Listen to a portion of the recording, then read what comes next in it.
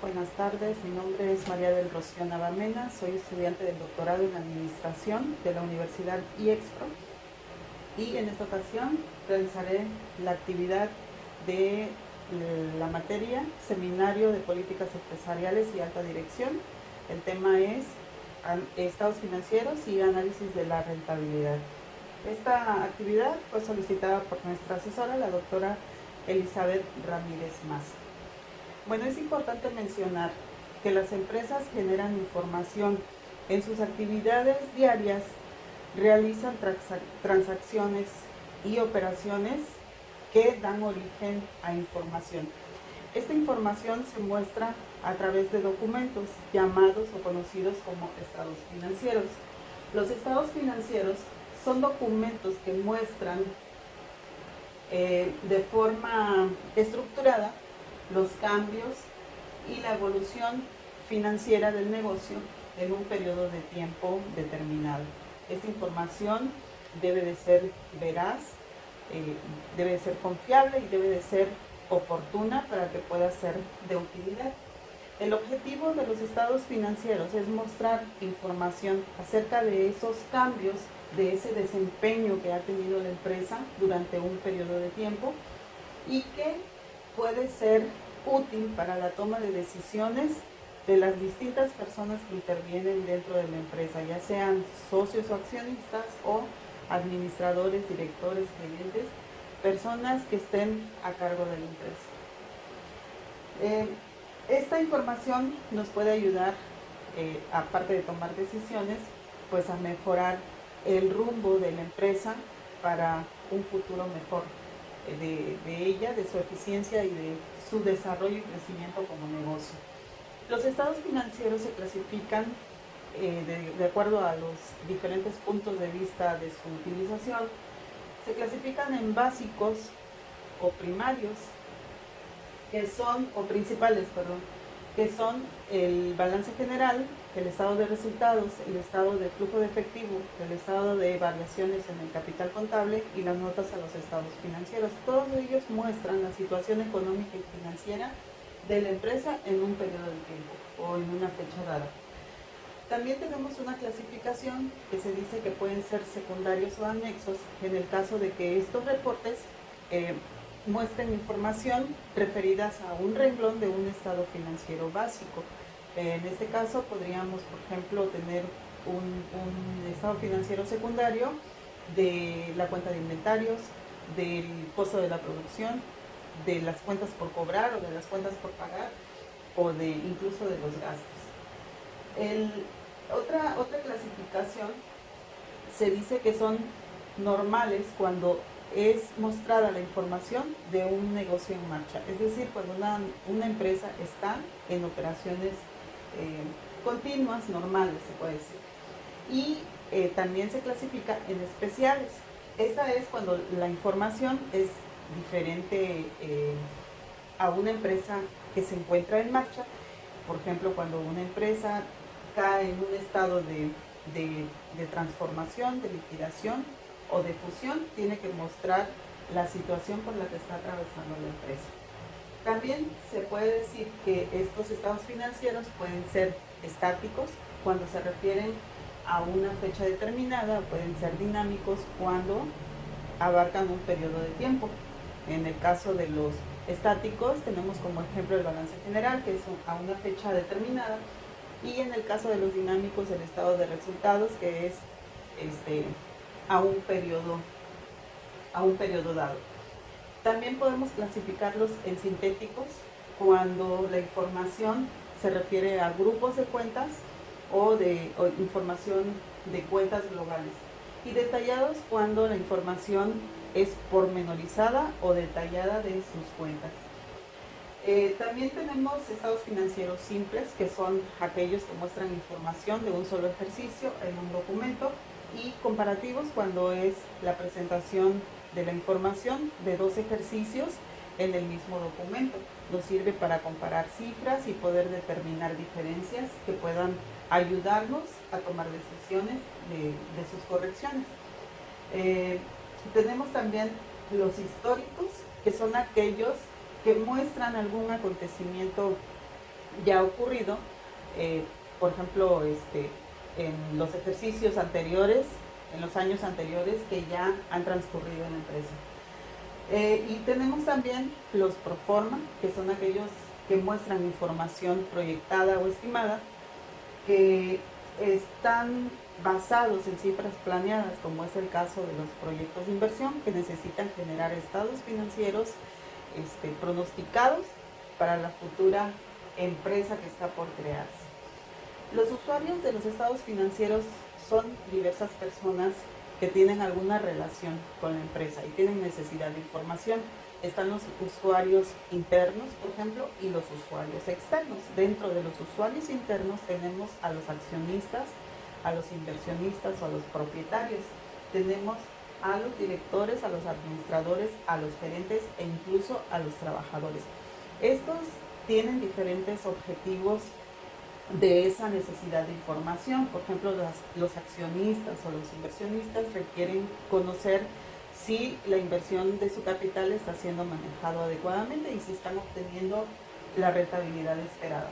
Los directores y los administradores o gerentes necesitan conocer la actuación que han tenido ellos en el desarrollo de las actividades dentro de la empresa y de alguna manera el resultado de esta información les ayuda a analizar precisamente esa actuación. También tenemos a los trabajadores. Sabemos que en las empresas, cuando se generan utilidades, los trabajadores forman parte de esa generación de utilidades. Con su esfuerzo y sus competencias, ellos hacen posible que la empresa obtenga utilidades y por ley las empresas están obligadas a repartir las ganancias también entre sus trabajadores.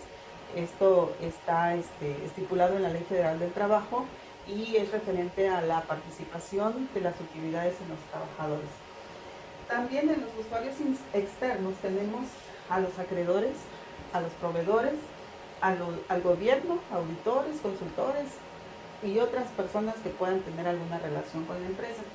Los acreedores pueden ser, por ejemplo, los acreedores bancarios, que necesitan información financiera de la empresa para saber si son sujetos de algún crédito que requiera la empresa y saber si esta empresa tiene la capacidad de contraer estos compromisos para poder cubrir una deuda. Los proveedores, por su parte, requieren información financiera para saber si la empresa puede ser capaz, puede ser sujeta de algún límite de crédito en mercancías y saber también estipular los plazos de pago y los montos de pago de estas mercancías. Entonces, ellos requieren de esa información para poder evaluar esas situaciones. El gobierno, por su parte, requiere información para saber si las empresas están enterando adecuadamente o correctamente sus contribuciones a las que están obligadas con las autoridades, ya sea federales o estatales. Los auditores, consultores y otras personas, otros terceros que pueden utilizar la información financiera por alguna relación que se dé entre ellos. Por ejemplo, los auditores, cuando revisan los estados financieros de alguna empresa que debe de auditarse, que debe de dictaminarse, necesita que le generen ese dictamen o esa información, y los auditores requieren de los estados financieros para poder llevar a cabo sus revisiones de acuerdo a normas de información financiera y normas de auditoría. Y también ellos pueden ayudarse con esta información financiera para poder determinar cuál ha sido el control interno de las empresas y es el más adecuado. Los estados financieros se componen por los siguientes reportes: el balance general, conocido también como estado de situación financiera, que muestra la situación económica y financiera de la empresa. En él se representan los bienes y derechos que corresponden o contablemente los conocemos como activo, las deudas y obligaciones que se conocen como pasivo y el capital real que posee la empresa y que contablemente lo conocemos como capital contable. Entonces, este reporte nos muestra bienes y derechos a través de su activo, deudas y obligaciones a través de su pasivo, y la diferencia entre ellos es el capital real que posee la empresa, es decir, su capital contable. El estado de resultados es otro de los reportes principales y básicos de la empresa. y este reporte es el que nos muestra el resultado de la operación de la empresa en un periodo dado.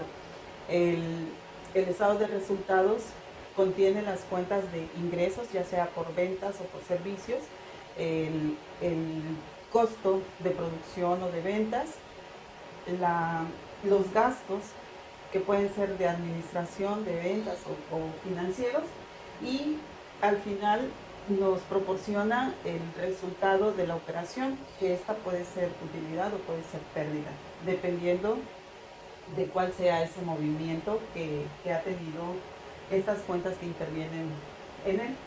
El estado de resultados es un estado financiero dinámico porque muestra información de un periodo de tiempo, es decir, empieza la información del 1 de enero al 31 de diciembre y hasta ahí termina. El siguiente año inicia nuevamente el registro de las operaciones en este documento. El estado de resultados es conocido también como estado de pérdidas y ganancias. Nos refleja de alguna manera en su primera parte la actividad de compra-venta y en su segunda parte los gastos que han tenido que desembolsar la empresa para poder llevar a cabo las ventas y poder llegar a ese resultado que obtiene. Tenemos también el estado de flujo de efectivo, que anteriormente lo conocíamos como estado de cambios en la situación financiera. Este estado de flujo de efectivo, su nombre se adoptó a partir del 2008 con las normas de información financiera. Sin embargo, el contenido, pues sabemos que sigue siendo la representación del origen de los recursos y la aplicación de ellos. Es decir, de dónde provienen los recursos con los que opera la empresa y en qué son aplicados esos recursos. Sabemos que los recursos pueden venir de las ventas, pueden venir de las aportaciones de los socios o pueden provenir de créditos o financiamiento, incluso hasta de apoyos gubernamentales en algunas ocasiones, pero estos recursos deben de ser aplicados en la actividad de la empresa. Por lo tanto, en este estado financiero nos muestra esas entradas y salidas que finalmente nos van a dar como resultado un flujo de efectivo, ya sea positivo o negativo. También tenemos el estado de variaciones en el capital contable. Este reporte nos muestra los cambios que sufre el capital contable de la empresa en un periodo de tiempo. Es decir, los socios pueden hacer aportaciones o futuras aportaciones de capital que van a modificar este reporte, o la misma empresa genera utilidades o pérdidas que pueden modificar el capital de la empresa en un periodo de tiempo. Entonces este reporte nos muestra precisamente esos cambios que va sufriendo el capital. Aunado a ello, a estos reportes, necesitamos mostrar alguna información que complemente estos estados financieros y que es relevante para la empresa, mostrar información y que el apartado de las notas a los estados financieros nos ayuda precisamente a proporcionar esa información, ya sea complementándola o resaltando alguna situación en particular por la que atraviesa la empresa. Hay que recordar que los estados financieros y toda la información que genera la empresa de su contabilidad tiene que ser como un comprobante ante terceras personas. Por lo tanto, deben de ser verídicos, que ya lo habíamos mencionado, oportunos y confiables. Tenemos que los estados financieros tienen una forma de presentación que puede ser en forma de cuenta o puede ser en forma de reporte. En forma de cuenta vamos a referirnos al balance general, por ejemplo. Su presentación, los bienes deben de presentarse del lado izquierdo del documento, las deudas deben de presentarse del lado derecho del documento y el capital contable, para que de esta forma todo el total del activo podamos disminuirle todas aquellas obligaciones y nos den como resultado en su operación aritmética el capital contable y nos quede un reporte claro y también a la vez estético. El documento en forma de reporte se refiere a aquel que es presentado como en forma de lista, es decir, mencionamos todos los conceptos dentro de la parte del reporte que le corresponde en forma consecutiva, en forma de lista. ¿Qué partes contiene el documento? Los estados financieros contienen una estructura. están la parte principal, digamos, es el encabezado. En el encabezado debemos demostrar el nombre del documento, el nombre de la empresa, después el nombre del documento o del reporte y después la fecha de presentación. Esa es la parte del encabezado. En la parte del cuerpo debemos demostrar los conceptos o las cuentas y las cifras o importes que se refieren a esos conceptos. Dentro del pie del reporte es la parte que se encuentra al calce del documento y que debemos demostrar ahí el nombre y firma del representante legal, el administrador único, del propietario o de la persona que sea responsable de la empresa, y por otro lado, nombre y firma del contador público certificado que elaboró estos estados financieros. Hay que recordar que la información financiera es una responsabilidad de tanto de quien la elabora como de quien la emite. En este caso, hay una persona que está respaldando esta información, que en este caso sería el representante legal o el director, el propietario, y por otro lado la persona que lo elabora, como es el contador. Bueno, los estados financieros no solamente nos muestran conceptos y números o cifras, también nos muestran información que podemos determinar la situación en la que se encuentra la empresa. Podemos ver con esta información dentro de lo que está sucediendo dentro de la empresa. Pero para ello necesitamos auxiliarnos de algunas herramientas, de algunos métodos de análisis, por ejemplo, de análisis financiero. Tenemos los métodos de razones financieras simples que podemos aplicar a nuestras cifras generadas aquí en estos estados financieros y que podemos aplicarlo para conocer algunos indicadores de la empresa, como por ejemplo la liquidez, la solvencia, la productividad, la rentabilidad. En este caso, las razones financieras son una relación que se hace entre cuentas y que nos proporcionan un resultado que va a ser el indicador. Este indicador lo podemos leer a través de estos métodos y que nos van a reflejar esta información que mencionaba acerca de la empresa. Pero para el caso que nos ocupa, vamos a enfocarnos a lo que es el análisis de la rentabilidad. En este caso tenemos que la rentabilidad pues es el resultado de la administración de los recursos. Es decir, la gestión eficiente de los recursos incrementa la rentabilidad de la empresa en un periodo de tiempo. El objetivo de este análisis de rentabilidad pues es evaluar precisamente la eficiencia de los recursos que han sido invertidos en la empresa y que estos resultados, esta evaluación debe de ser de utilidad para tomar decisiones, ya sea que se corrija las deficiencias que tenga la empresa o fortalecer aquellas que nos están ayudando a generar rentabilidad. Por otro lado tenemos la rentabilidad financiera. La rentabilidad financiera está relacionada con la económica, con la eficiencia operativa. Es decir, cómo la eficiencia operativa llega en beneficios hacia los propietarios. Es decir, es el retorno de la inversión que está generando la aportación de los socios. Su capital está siendo, ha tenido rendimiento y se obtiene pues a través de la ganancia.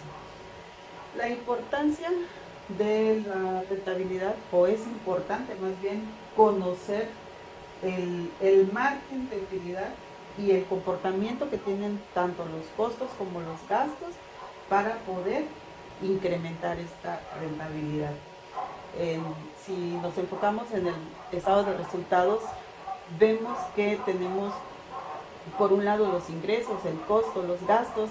Entonces, si la empresa disminuye costos y gastos, es posible incrementar la rentabilidad de ella en un periodo de tiempo.